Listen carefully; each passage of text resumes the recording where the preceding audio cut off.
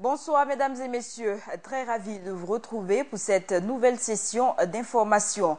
Le sommaire, situation nationale, le chef de l'État Roch Marc Christian Kaboré a reçu une délégation de l'opposition politique. De l'économie à la sécurité et aux élections, plusieurs points ont été passés en revue. Le point dans quelques instants. Dans ce journal, l'analyste politique Daniel Kéré interprète l'intervention du Premier ministre Paul Kabatieba dans l'émission Dialogue avec le gouvernement. En marge de la Journée mondiale de la population 2016, la contribution des jeunes adolescentes au développement a fait l'objet d'une conférence publique ce matin. Commission constitutionnelle, économie, sécurité, élections. C'est autour de ces différents points d'intérêt national que s'est tenue ce matin la rencontre entre le président du Faso et une forte délégation du chef de file de l'opposition politique. Sur l'invitation du chef de l'État, les opposants ont exposé à bâton rompu leur point de vue sur la situation nationale. Le reportage est signé Mahamad Sangari. L'opposition burkinabé veut que le gouvernement solde la dette intérieure afin de permettre à l'économie nationale de mieux se développer. Elle l'a fait savoir au président du Faso ce mercredi 7 juillet 2016 lors d'une audience. Beaucoup d'opérateurs de notre économie ont des factures qui sont en souffrance au niveau de l'État. Et tout le monde sait que si on ne résout pas cette question-là, si on ne procède pas au remboursement de cette dette-là, on ne permet pas à l'économie de respirer. Et on ne crée pas la chaîne de transfert qui fait en sorte que l'argent puisse circuler, pour reprendre une expression assez populaire. Et nous avons donc encouragé le chef de l'État à aller donc dans ce sens-là et nous serons attentifs aux différentes mesures que le gouvernement sera amené à prendre. La situation sécuritaire du Burkina a également été discutée entre le chef de l'État et les partis de l'opposition. On souhaite voir rapidement une évolution tendant à montrer que nos forces de défense et de sécurité, dûment équipées et entraînées en tout cas, font des progrès rapides en la matière. Accessoirement, autour de cette question-là, bien entendu, nous avons aussi parlé de la question des Korlouéro.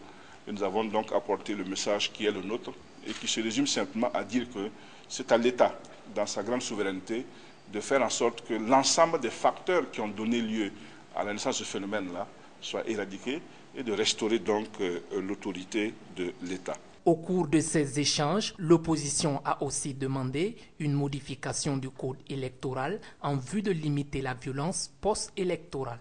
Il n'est pas normal que des vies humaines soient perdues dans nos contrées à cause des questions de postes de maire.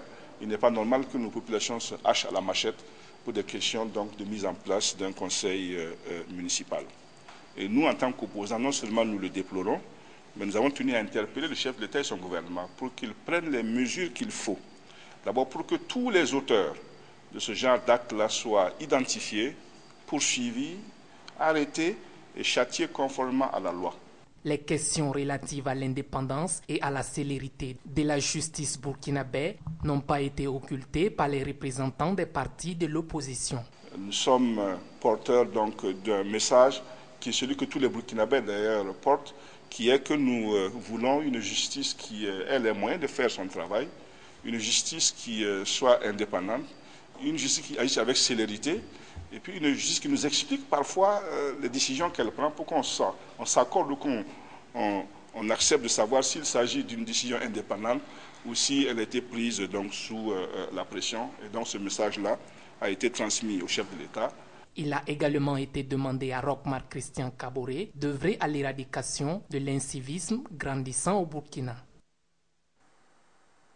Concernant les deux leaders du CDP, Achille Tabsoba et Zambende Théodore Sawadogo, interdits de voyager en Côte d'Ivoire, le chef de file de l'opposition, Zéphirin Diabré, a affirmé que le président du Faso leur a présenté ses excuses pour ce qu'il a qualifié, je cite, de malentendu et d'erreur. Il a également indiqué que le président Kaboré a pris l'engagement que ce genre d'entrave ne se produira plus jamais. Rappelons que les deux cadres de l'ex-parti au pouvoir, Achille Tabsoba et Zambende Sawadogo, ont été débarqués à 2 reprises alors qu'ils voulaient se rendre en Côte d'Ivoire, où est exilé l'ex-président burkinabé Blaise Compaoré. Après l'audience accordée à l'opposition, un mouvement de la société civile, le Balai citoyen, a aussi été reçu au palais de Kosiam. L'ordre du jour était la présentation de leur prix d'ambassadeur de conscience d'Amnesty International au chef de l'exécutif. Maître Guy Vekam et ses camarades ont aussi parlé de l'organisation de la société civile au Burkina. Cheikh Omar Bandaou. Quand il rencontre généralement les dirigeants du pays, c'est pour aborder les questions liées à l'actualité et dénoncer ce qui ne va pas. Mais ce 7 juillet, aucune question d'actualité n'a été abordée par le Balai citoyen avec le président du Faso. Juste une audience pour présenter une reconnaissance qu'il a reçue. Le Balai citoyen a été honoré avec d'autres organisations de la société civile africaine, notamment Yanamar et Lucha, du prix ambassadeur de conscience de Amnesty International. Lorsque nous avons reçu ce prix, nous avons dit qu'à travers nous sentions que c'était toute la jeunesse burkinabé et généralement le peuple burkinabé qui a été honoré. C'est pour cela que ce matin, nous sommes venus donc présenter ce prix au chef de l'État, étant donc le premier magistrat de ce pays. Si ce prix vient récompenser des actions menées par l'organisation, elle en retour entend le dédier à toute la jeunesse africaine. Alors ce prix pour nous représente deux choses. La première chose, c'est qu'il reconnaît un travail fait dans le sens du renforcement de la démocratie au Burkina et en Afrique. La deuxième chose pour nous, c'est une interpellation. C'est une interpellation de la jeunesse burkinabé, de la jeunesse africaine. Les précédents lauréats de ce prix, c'était des personnes d'un certain âge qui avaient beaucoup fait, Nelson Mandela, Václav Havel, Aung San Suu Kyi, pour ne citer que cela. Et cette fois-ci, remettre ce prix à la jeunesse, c'est plus pour inciter cette jeunesse-là à aller de l'avant dans l'engagement, à aller de l'avant dans le don de soi pour le développement de l'Afrique. Si les questions d'actualité n'ont pas été abordées lors de l'audience, selon les responsables du Balai citoyen, ils affirment quand même avoir abordé une autre question, celle relative à l'organisation en général de la société civile au Burkina Faso. Parlons éducation à présent. 160 écoles sous Payotte seront normalisées d'ici fin 2016 et la réalisation de vastes programmes d'infrastructures éducatives a été annoncée par le Premier ministre Paul Kaba Thieba. Invité de l'émission Dialogue avec le gouvernement, il a indiqué que la fin des écoles sous Payotte reste l'une des priorités de son gouvernement. Le point avec Mahamad Sangari. Le secteur éducatif est l'un des chantiers sur lesquels le gouvernement burkinabé entend mettre l'accent au cours du mandat de l'actuel président du Faso. À cet effet, la situation de l'ensemble des écoles sous Payotte sera régularisée au terme du quinquennat de Roch-Marc Christian Kaboré.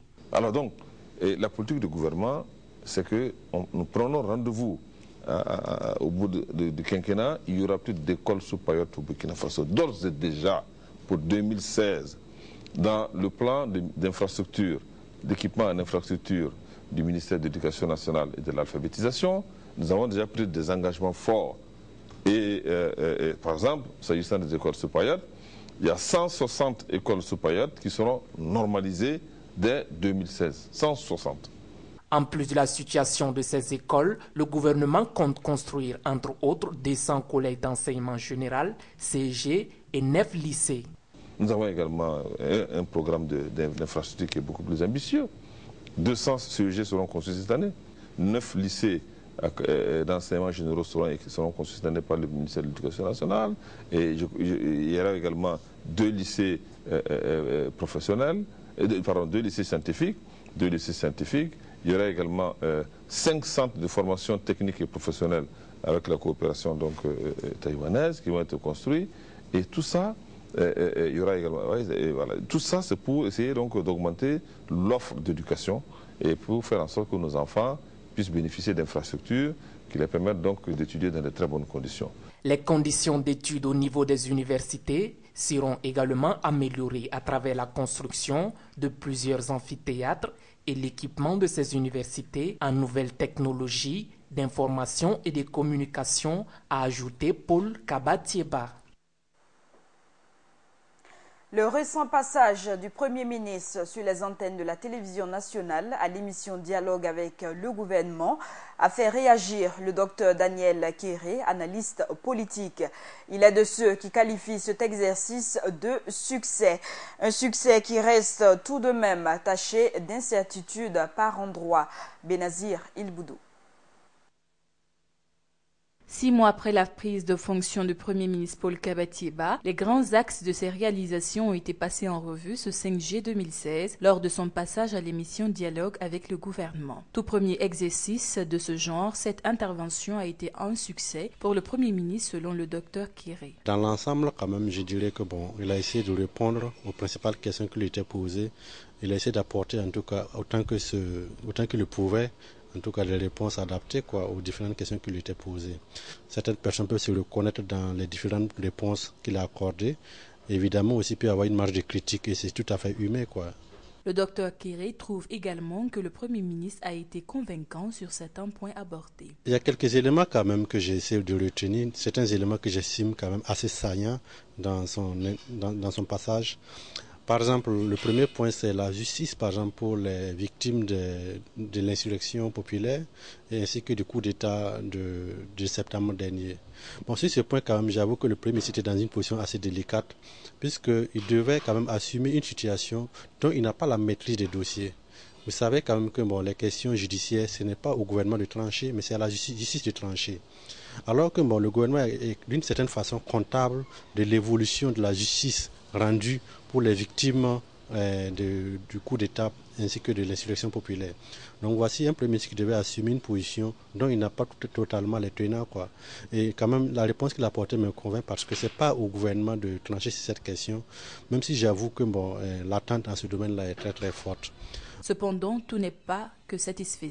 Selon l'analyste politique, le Premier ministre a manqué parfois de précision. Par exemple, la relance économique, c'est vrai que ça peut prendre du temps, c'est vrai, mais je pense que les choses sont en train de se mettre en ordre. Effectivement, on n'a pas manqué de le rappeler par rapport à cette polémique de la perte des dizaines de millions lors de son déplacement à Taïwan. Sur ce point, quand même, j'avoue que la réponse qu'il a apportée n'était pas du tout satisfaisante. Parce que il n'a pas franchement expliqué le point sur cette situation. Il a reconnu qu'il y a des pertes, c'est possible, mais il n'a pas donné le montant, il n'a pas expliqué les circonstances dans lesquelles les choses sont passées, alors que l'opinion publique était... Le ministre de l'Économie, des Finances et du Développement a procédé ce 7 juillet à la signature de 2 accords de financement du projet de transport et de développement des infrastructures urbaines. Le Burkina Faso a ainsi obtenu de la Banque mondiale et de la coopération suisse une aide financière de 100 millions de dollars et 7 millions de francs suisses, soit environ 59 milliards de francs CFA en tout. Soulignons que le projet de transport et de développement des infrastructures urbaines vise à doter les zones rurales d'infrastructures économiques favorisant le désenclavement interne et externe. La zone de production de Bagripol sera la première concernée. Autre actualité, le réseau des organisations de la société civile pour le développement Réseaucide et le cercle d'éveil attirent l'attention de l'opinion publique sur la question du financement des travaux de réhabilitation de la circulaire. Ils craignent que le Burkina Faso perde un don du Japon au profit d'un prêt de la BOAD. Paulin Yamugo, reportage. La question de financement des travaux de réhabilitation de la circulaire qui relie l'échangeur de l'Est à celui de Ouaga 2000 a fait l'objet ce jeudi 7 juillet 2016 d'une conférence de presse organisée par le réseau des organisations de la société civile pour le développement Réseaucide et le cercle d'éveil association de culture civique et de défense des droits humains et sociaux. Il s'agit du projet de réfection du boulevard circulaire sur lequel le Burkina avait bénéficié d'un don de la part du gouvernement japonais de l'ordre de 22 milliards de francs CFA. Et nous avons appris par la suite que le Burkina avait contracté un prêt auprès de la BOAD de l'ordre de 20 milliards pour une réfection partielle du même boulevard. Le Burkina Faso a demandé une réaffectation du don fait par le gouvernement japonais vers d'autres chantiers. Il se trouve que dans les procédures du Japon, les 22 milliards font l'objet d'un don et non d'un prêt. et ne sont pas réaffectables. Selon les deux organisations de la société civile, cette situation les amène à interpeller le chef de l'État à agir pour ne pas perdre des financements dont le Burkina a besoin. Si le gouvernement burkinabé transmet sa lettre de réaffectation des 22 milliards au gouvernement japonais, le gouvernement japonais, dans leur procédure, est obligé d'annuler le don. Nous, en tant qu'organisation de la société civile, qui veillons aux intérêts du Burkina Faso, du peuple burkinabé, nous ne voulons pas que le Burkina perde les 22 milliards. Donc nous interpellons le chef de l'État pour qu'il voie avec son gouvernement dans quelle mesure on peut agir pour conserver les 22 milliards. Le 17 juin dernier, lors d'une conférence de presse, le ministre des Infrastructures avait affirmé que le don du Japon n'a pas été refusé par le gouvernement burkinabé, mais il a demandé la réaffectation de ce don sur une autre route moins urgente. Les membres du Conseil de la coordination des établissements d'enseignement supérieur public du Burkina se sont réunis ce matin pour échanger sur plusieurs questions liées à la qualité de l'enseignement supérieur. L'un des points abordés est la résorption définitive des retards universitaires et l'érection des centres universitaires et polytechniques de Waiguya et de Fada en université. L'Iradon Philippada, reportage. Ils étaient tous là, presque, les membres du Conseil de la coordination des établissements d'enseignement supérieur public du Burkina. En tête, le ministre de l'Enseignement supérieur, de la Recherche et de l'Innovation à la recherche de solutions pour l'efficacité et la qualité de l'enseignement supérieur au Burkina Faso. L'intérêt de ce cadre de concertation, c'est de permettre aux présidents des universités publiques, nous en avons 4 actuellement, de se concerter sur les questions d'intérêt général, sur l'harmonisation des textes qui les régissent, sur les questions budgétaires par exemple, et l'allocation des ressources, sur la question d'actualité, la résorption des retards universitaires. Résorber sensiblement ces retards et d'ici peut-être 1 ou 2 années mettre fin totalement aux retards observés dans nos universités, ce qui est une condition en fait de la qualité de l'enseignement. La qualité de l'enseignement supérieur passe également par l'amélioration du cadre juridique et la gouvernance des établissements, chose qui sera abordée au cours de la session. Il a été annoncé à l'ouverture de la session qui devrait durer 2 jours, l'érection dans les tout prochains mois des centres universitaires et polytechniques de Waiguya et de Fada en université. Ça répond à l'évolution normale de notre enseignement supérieur qui reçoit beaucoup d'effectifs. Là, il faudrait voir s'il y a des possibilités aussi de contrôler un peu cette évolution qui est difficile à gérer. Donc l'évolution normale, ça leur permet d'avoir l'autonomie pour se gérer. Mais il faut que ce soit une gestion stricte, de manière à ne pas être de petites universités et budgétivores. Le ministre Filiga Michel Sawadougou a également annoncé que les prochaines sessions du Conseil de la coordination des établissements d'enseignement supérieur seront élargies aux patrons des universités et établissements d'enseignement supérieur privés. Le ministère de la Femme, de la Solidarité nationale et de la Famille apporte son soutien à l'auto-employabilité des jeunes. Plus de 300 jeunes des 45 provinces du Burkina, formés dans différents métiers, ont reçu des kits d'installation à titre symbolique. La ministre Laure Zongoyen a procédé à la remise du matériel à 8 bénéficiaires.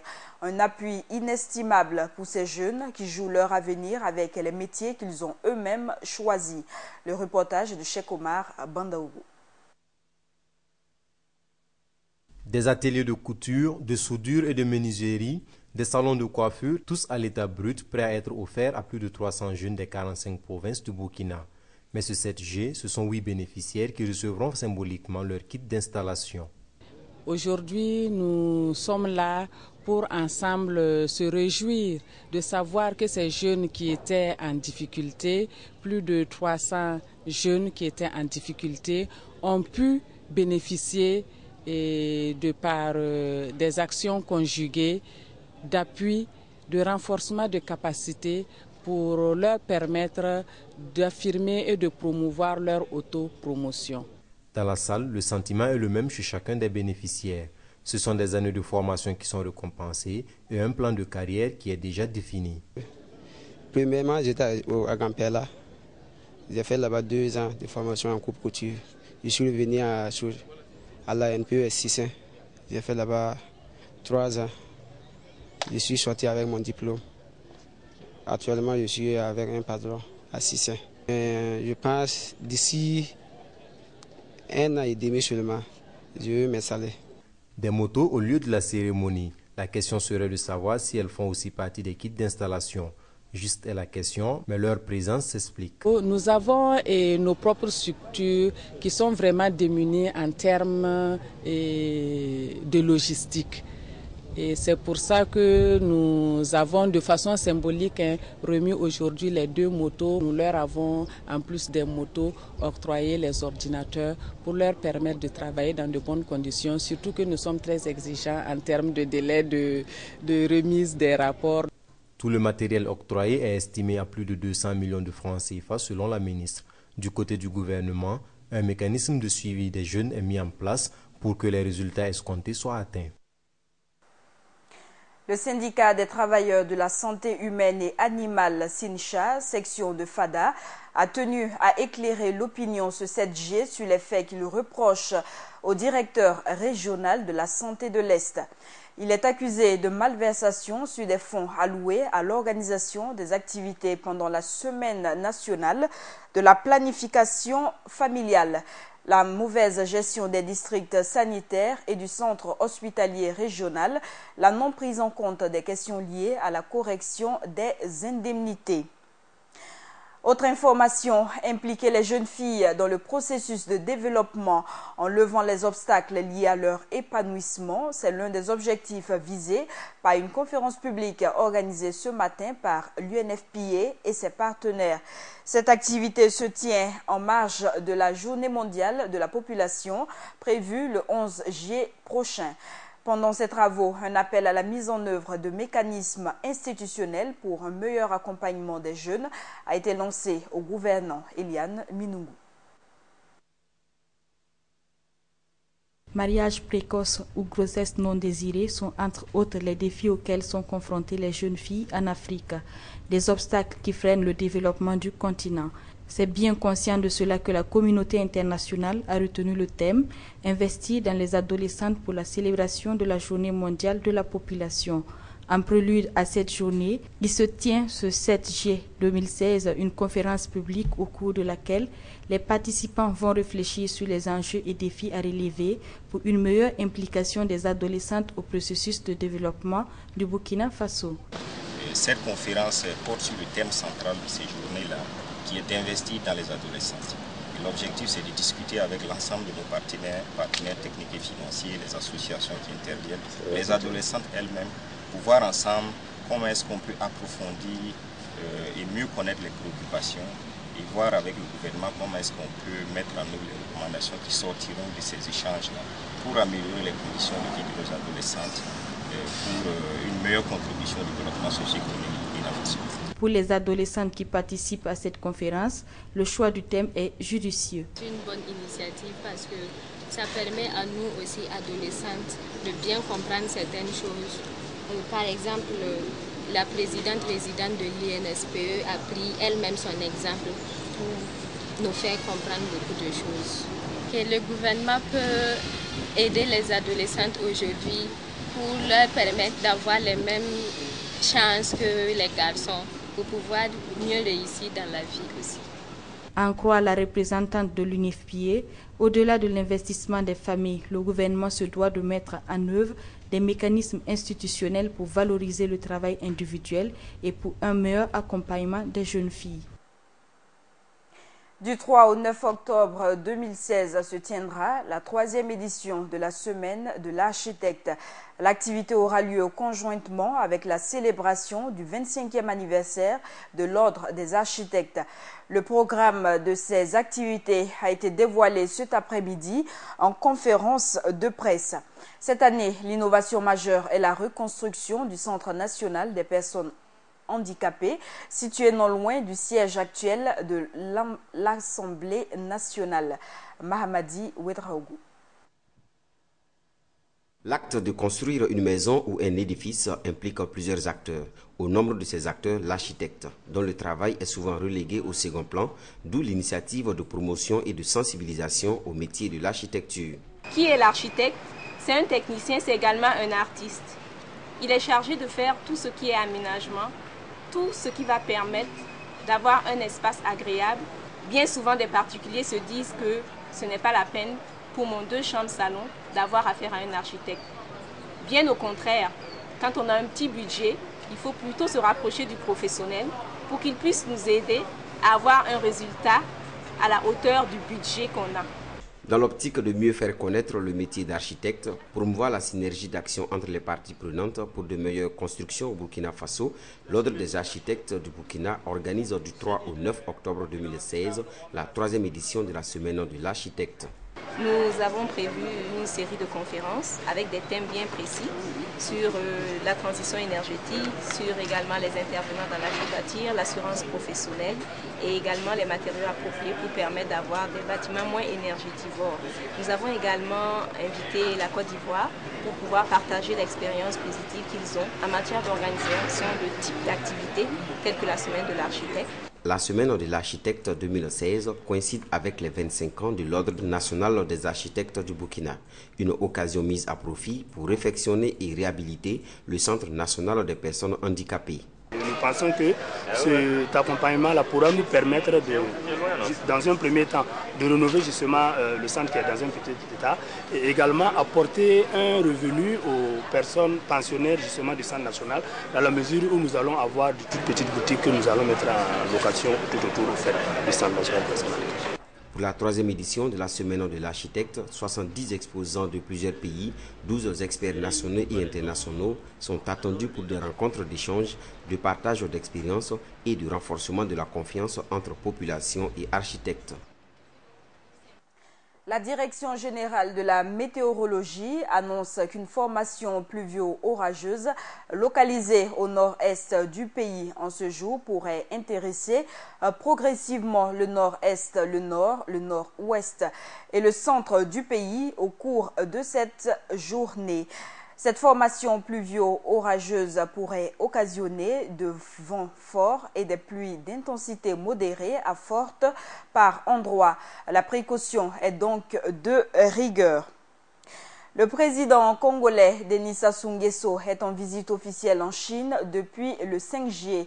Contesté depuis sa réélection en mars 2016, il est finalement tourné vers l'un des plus importants partenaires commerciaux de son pays. Pour son premier voyage à l'étranger, Pékin et Shanghai lui ont ouvert ses portes. Et durant cette visite, les 2 chefs d'État ont signé une dizaine d'accords dans les domaines des finances, de l'infrastructure et de l'agriculture. Rien n'a filtré sur le montant de ces investissements. C'est la fin de ce journal. Merci de l'avoir suivi. L'information continue sur Burkina Info.